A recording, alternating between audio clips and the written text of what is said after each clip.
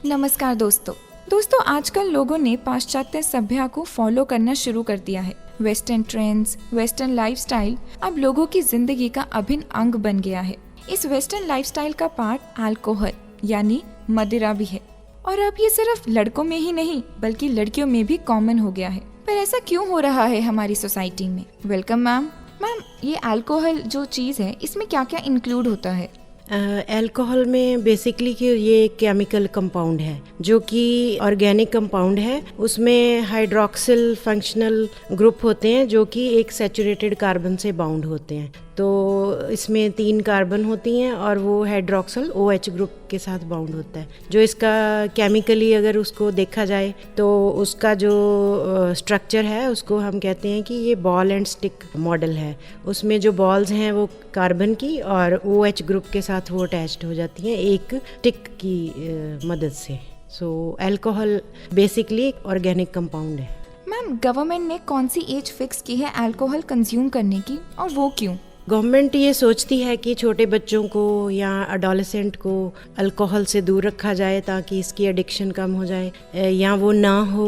और गवर्नमेंट के मुझे लगता है कि इंडिया में सारे कंट्री में ये यूनिफॉर्म रूल्स नहीं हैं इंडिया में। तो बेसिकली अगर हम बात करें पंजाब, हरियाणा, चंडीगढ़ और दिल्ली, इसमें 25 साल एज रखी गई है अल्कोहल को पब्लिकली कंज्यूम करने की। सो अगर आप किसी होटल में जाते हैं, वहाँ 25 साल कम के बच्चे पीते हैं, वो उनका आई कार्ड नहीं देख रहे, तो ये एक क्राइम है उनके लिए, तो उनको पनिश किया जा सकता है। सो जो गोवा और कर्नाटका और हिमाचल प्रदेश हैं ये ज़रा हमारे से आगे हैं। इनकी एज जो है वो 18 साल है।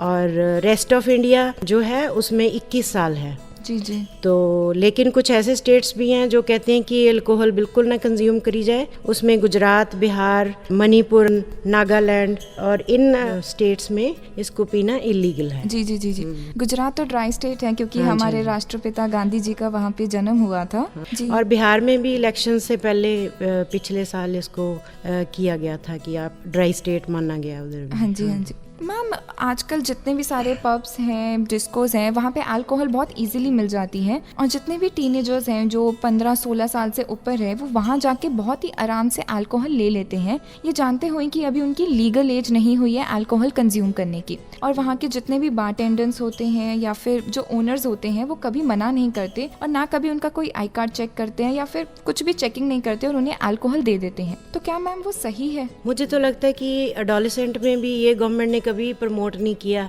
कि कितने एज के ऊपर जाके अल्कोहल ले सकते हो आप। उनको खुद ही नहीं पता होता कि हमने कितनी एज पे अल्कोहल लेनी है। दूसरा, अगर घर में पेरेंट्स पी रहे हैं, कजन्स पी रहे हैं या अंकल्स पी रहे हैं या कोई भी मदर्स लेती हैं, तो वो तो इजीली अवेलेबल हो जाता है घर में। तो घर में उनका आई कार्ड कौन देखेगा? जी।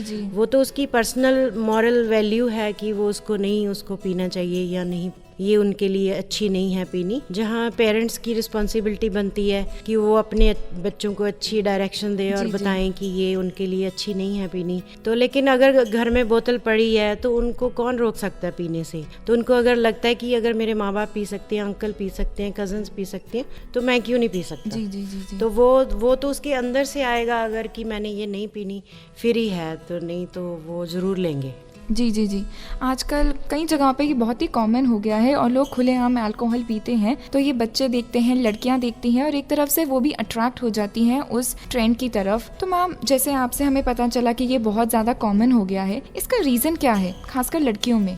लड़कियों में बेसिकली मैं सोचती हूँ कि आजकल मॉडर्न हवा चल रही है कि हम बहुत मॉडर्न हैं। जिनकी मदर्स घरों में, घर से ले लो तो अगर मदर्स सोचती हैं कि ये फेमिनिस्ट है कि आप अल्कोहल पियो दूसरों के सामने, ऐसी फैमिली में उनकी अपब्रिंगिंग होती है जिसको बुरा नहीं माना जाता, तो वो जो लड़कियाँ होती हैं वो आदमियों के बराबरी करना चाहती हैं कि अगर मेरे हस्बैंड पी सकते हैं, मेरा ब्रदर पी सकता है, तो मैं क्यों नहीं पी सकती? जी। तो वो भी इसको लेना चाहती हैं। वो चाहती हैं कि मैं भी इनके बराबर हूँ। सो इसमें तो मैं हमेशा यही कहती हूँ कि बराबरी करनी है तो अच्छे गुणों की जाए, तो बुराइयों में बराबरी कोई बराबरी नहीं है। जी। तो ये तो एक नेगेटिविटी हो जाती है कि आप दारू पी के या शराब पी के आप कहो कि मैं आदमियों के बराबर हूँ, तो वो तो मुझे अच्छा नहीं लगता, ना सोशली ना पर्सनली अच्छा नहीं लगता। जी जी जी। तो कई बार ये भी होता है कि लड़कियां जैसे पेरेंट्स से दूर रहती हैं, हॉस्टल्स में रहती हैं, पीजीज में रहती हैं,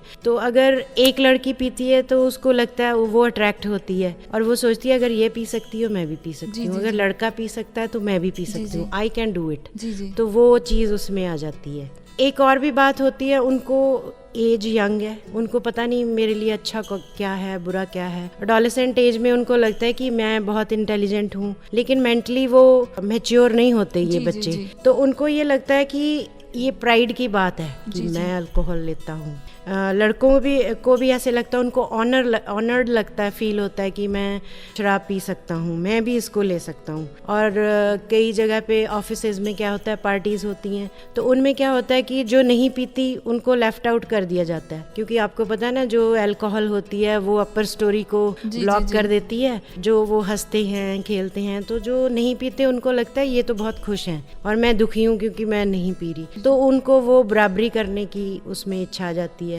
तो ये चीज़ भी हो जाती है। एक जो आजकल कॉलेजेस स्कूल्स में जो हमेशा से कहते हैं एडोलेसेंट के ऊपर पीयर प्रेशर होता है, तो उसमें क्या होता है कि वो कहते हैं लो मैंने पी ली तो तुम्हें क्या प्रॉब्लम है, कुछ नहीं है, तुम एक बार पी के देखो।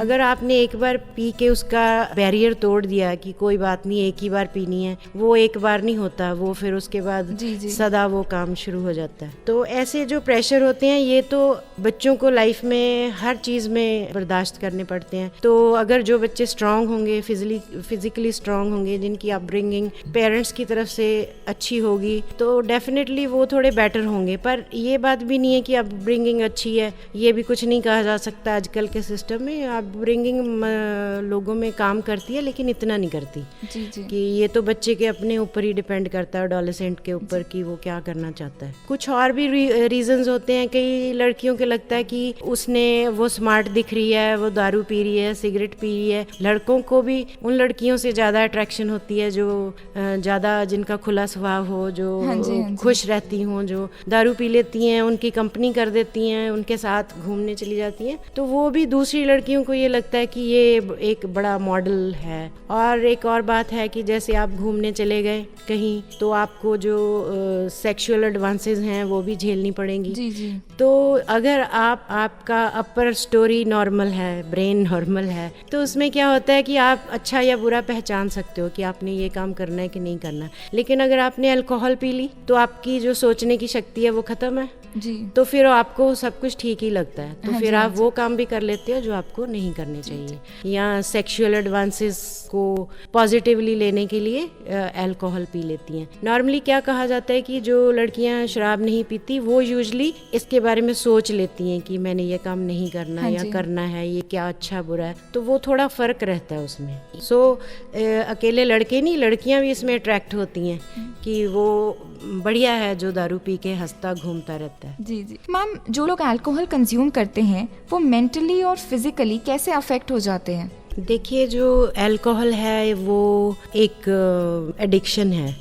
ये बहुत कम लोग होते हैं जो इसको नॉन एडिक्शन की तरह लेते हैं, उसको प्लेयर के लिए लेते हैं। बहुत कम पीते हैं, थोड़ा पीते हैं, वो तो फिर भी चलता है। लेकिन जो एक के बाद उसकी जो अमाउंट है वो बढ़ती जाती है, ठीक है, वो धीरे धीरे बढ़ती फिर वो सुबह से स्टार्ट हो जाते हैं। तो ये जो चीज़ है इसके बहुत बुरे बॉडी के ऊपर इफेक्ट होते हैं। उनमें कुछ शॉर्ट टर्म इफेक्ट्स होते हैं। आप बता सकते हैं कौन से होते हैं शॉर्ट टर्म? अगर अल्कोहल ज़्यादा कंज्यूम करते हैं तो एक तो बॉडी पे बहुत असर होता है, वायलेंट हो जाते हैं, कुछ लोग डिप्रेशन का शिकार हो जाते हैं, देन बहुत ही डिफरेंट सी एक्टिविटीज करने लग जाते हैं। आई थिंक जैसे हम कहते हैं आपे से बाहर, कुछ ऐसे हो जाते हैं। एंड कुछ लोगों से या तो कट ऑफ हो जाते हैं या फिर कुछ ज्यादा ही सोशली एक्टिव हो जाते हैं। तो ये तो आपने सोशल एस्पेक्ट्स बता दिए, लेकिन बॉडी के ऊपर क्या होता है? आप जैसे किसी ने शराब पी ली, आपको कैसे पता चलता है किसी ने शराब पी ली? नॉर्मली मैम हम उनके बिहेवियर से उन्हें जज कर उनके बिहेवियर, जो उनकी स्पीच होती है, सबसे पहले वो स्लर्ड स्पीच हो जाती है। वो उनसे कोई अक्षर बोले नहीं जाते,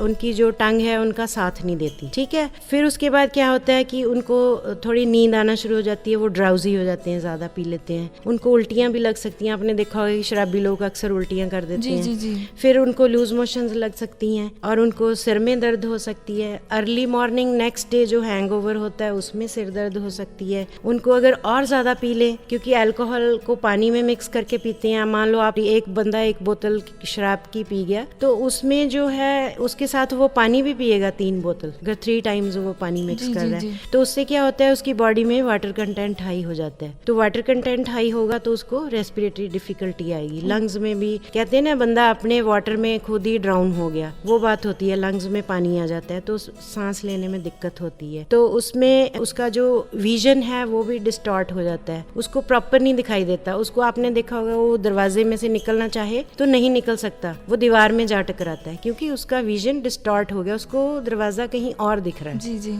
तो उसकी बाद उसको हियरिंग डिफेक्ट्स हो जाते हैं। उसको जोर जोर से चिल्ला चिल्ला के उसका नाम लेके आप अगर वो कहीं गिरा पड़ा है तो बुलाएंगे, वो बहुत देर बाद हाँ कहेगा। जी जी। ठीक है, वो उसको हियरिंग डिफेक्ट आते हैं। और उनकी डिक्रीज्ड परसेप्शन हो जाती है, उनको पता ही नहीं चलता हम कहाँ पड़े हैं, घर में पड़े हैं। वो आपको देखा आधा नाली में पड़ा होगा, आधा रोड के ऊपर पड़ा होगा, तो वो कहीं भी पड़े मिल जाते हैं आपको शराब पीने वाले। तो उनको पता ही नहीं चलता, वो सोचते हैं हम अपने बेड पे सो रहे हैं। तो उनकी कोऑर्डिनेशन खत्म हो जाती है। ठीक है, अगर वो साइकिल चलाना चाहें वो नहीं चलता उनसे, पैडलिंग नहीं होती तो उनका कोऑर्डिनेशन डिफेक्ट हो जाता है। तो वो अनकॉन्शियस भी हो सकते हैं, बेहोश भी हो सकते हैं उसके साथ। और ब्लैकआउट हो जाता है। ब्लैकआउट का मतलब कि उनको याद ही नहीं रहता मैं कहाँ गया था, कहाँ पी मैंने, फिर मैं कैसे घर पहुँच गया, तो उनको ये ब्लैकआउट हो जाता है। तो मैम ये जो अल्कोहल है, अगर हम लड़कियों की बात करें, खासकर एक प्रेग्नेंट वुमेन के लिए, तो उसके लिए कितनी सेफ है? प्रेग्नेंट वुमेन अल्कोहल तो सेफ है ही नहीं, तो प्रेगनेंसी में तो ये और भी ज्यादा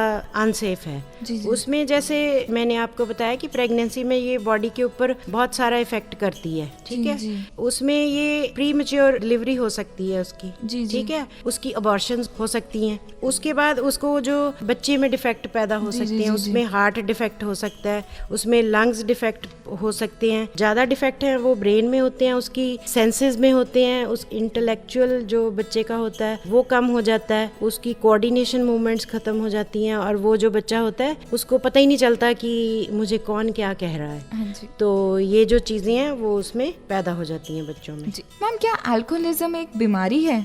बिल्कुल, अल्कोहलिज्म एक खुद में भी बीमारी है क्योंकि ये एडिक्शन है। इसमें क्या होता है कि जैसे जो बंदा शराब पीता है वो उसकी फैमिली लाइफ भी डिस्टर्ब होती है, सोशल लाइफ भी डिस्टर्ब हो जाती है, उसकी ऑफिस लाइफ भी डिस्टर्ब हो जाती है, उसके जो फिजिकली भी वो उससे अफेक्ट होता है। एक यही जो एडिक्शन है जो सोशली एक्सेप्टेबल है, क्योंकि जैसे आपने देखा कि आप शादी पे जाते हो, बर्थडे पार्टी पे जाते हो, वहाँ हर जगह पे ये इजीली अवेलेबल है। ये बच्चों को भी अवेलेबल है, बड़ों को भी और लेडीज को भी। जी जी। सो आजकल तो लेडीज भी जूस में मिला मिला के इसको पीती हैं कि किसी को पता भी न चले जी, और जी, पी जी। भी लो। सो एक ये बीमारी की तरह फैल रही है, कोई अपने ऊपर कंट्रोल नहीं रख पाते। जी जी। तो बीमारी में जैसे आपको मैंने बताया कि ये लॉन्ग टर्म और शॉर्ट टर्म 2 तरह के इफेक्ट आते हैं। तो शॉर्ट टर्म की तो बात हमने कर ली, तो जो लॉन्ग टर्म डिफेक्ट होते हैं वो ज़्यादा खतरनाक होते हैं। जो बहुत बंदा पीता रहता है, सुबह शाम पीता रहता है, सुबह स्टार्ट हो जाते हैं वो, तो उन लोगों में ब्लड प्रेशर भी बढ़ना शुरू हो जाता है, तो उसकी वजह से हार्ट स्ट्रोक हो सकता है, मायोकार्डियल इन्फेक्शन हो सकता है कि उसके हार्ट में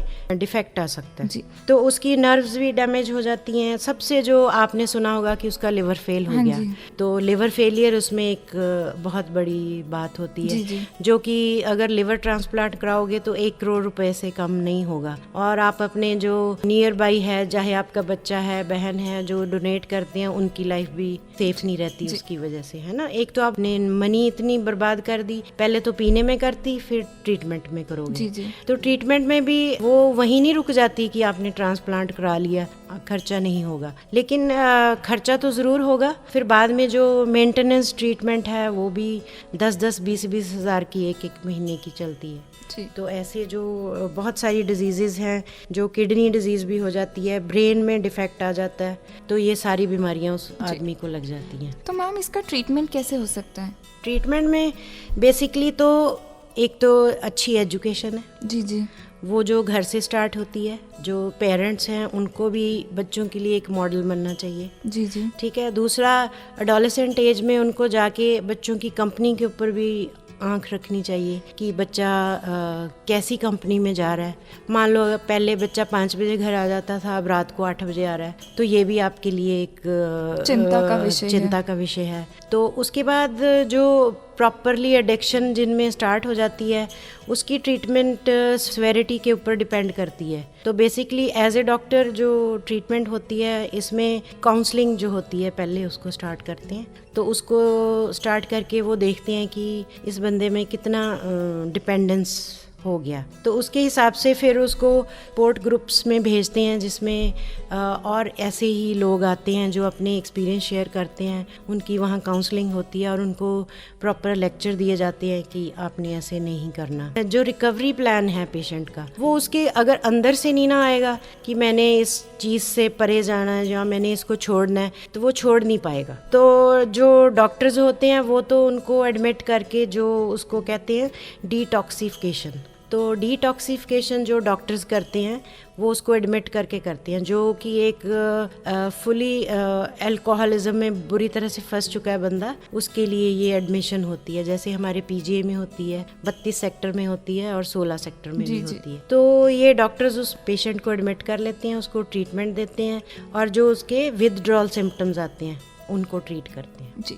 तो इसके बाद एक रिहैबिलिटेशन सेंटर्स होते हैं, पंजाब गवर्नमेंट ने भी, और यहाँ सारे रिहैबिलिटेशन सेंटर्स बन चुके हैं। उनमें साइकेट्रिस्ट होता है, एक डॉक्टर जो उनको रोज़ देखता है, उनकी टीवी होता है उनके पास, गेम्स खेल सकते हैं और आपस में बातचीत कर सकते हैं, वो उस सेंटर में रहते हैं जी जी। तो उसके बाद एक मेंटेनेंस थेरेपी भी होती है। मेंटेनेंस थेरेपी में बेसिकली तो पेशेंट खुद अपने आप को मेंटेन करता है, लेकिन उसमें भी 2 तरह के होते हैं। एक तो एडमिशन कर ही रखते हैं, जो नहीं ट्रीट होते उनको ट्रीटमेंट पे ही रखते हैं, और दूसरे को ओपीडी पे डाल देते हैं। वो उनको थोड़े दिनों बाद मिलने आता है पेशेंट और अपने डेली काम भी करता रहता है और ट्रीटमेंट लेता रहता है। जो तो सेल्फ मोटिवेटेड होते हैं उनको हम ओपीडी पेशेंट के तौर पे लेते हैं, लेकिन जो इतने डिपेंडेंट हो गए कि वो छोड़ ही नहीं पाते उनको हम एडमिट रखते हैं जी। तो ये होती है थेरेपी। तो मैम अंत में आप कोई संदेश देना चाहेंगे? अंत में मैं तो सबको यही संदेश देना चाहती हूँ कि कोई टाइप एडिक्शन हो, किसी टाइप की, चाहे स्मोकिंग की हो, चाहे अल्कोहल की हो, कुछ भी एडिक्शन है, आप उसको नो बोलो। अगर आप फर्स्ट डे नो नहीं बोलोगे तो वो आपके पीछे पड़ जाएगी। आप एक पैग से 2 पे, 2 पे 3 पे, फिर बोतल पे आ जाओगे, फिर सुबह शाम, फिर 24 आवर्स उस पे लग जाओगे। सो अगर आप सेल्फ मोटिवेटेड हो, आप स्ट्रॉन्ग पर्सन हो, तो आपको इसके पीछे नहीं लगना चाहिए। और जो आप मीडिया में देखते हो, सॉन्ग्स सुनते हो, बस उनको सुन के वहीं छोड़ दो। ये मत सोचो कि ये जो पीने की बातें कर रहे हैं, या मैं ऐसा हूँ, मैं वैसा हूँ, या लड़की कोई अट्रैक्ट हो जाएगी शराबी से, ये सब उनकी गलतफहमी है। लड़कों को और लड़कियों को मैं सबको कहती हूँ किसी प्रेशर में ना पड़ें और अपनी लाइफ को अच्छी व्यतीत करें। मैम ने हमें बहुत ही अच्छा सुझाव दिया है कि हमें वही करना चाहिए जो बिल्कुल सही हो, लोगों को फॉलो नहीं करना चाहिए और खासकर प्रेशर में आके ऐसा स्टेप नहीं लेना चाहिए जो बाद में जाकर हमारे लिए हानिकारक निकले। तो हमें सिर्फ उन्हीं चीज़ों के पास रहना चाहिए, उन्हीं सारे लोगों के साथ रहना चाहिए जो हमें अच्छी सलाह दे और हमारे साथ अच्छी अच्छी बातें करे, ना कि हमें गलत राह पर लेकर जाए। थैंक यू मैम, अपना कीमती समय देने के लिए और हमारे लिसनर्स के साथ इतनी इम्पोर्टेंट इन्फॉर्मेशन शेयर करने के लिए। मुझे उम्मीद है कि अब लोगों में पूरी तरह से अवेयरनेस क्रिएट हो गई होगी अल्कोहल के रिगार्डिंग।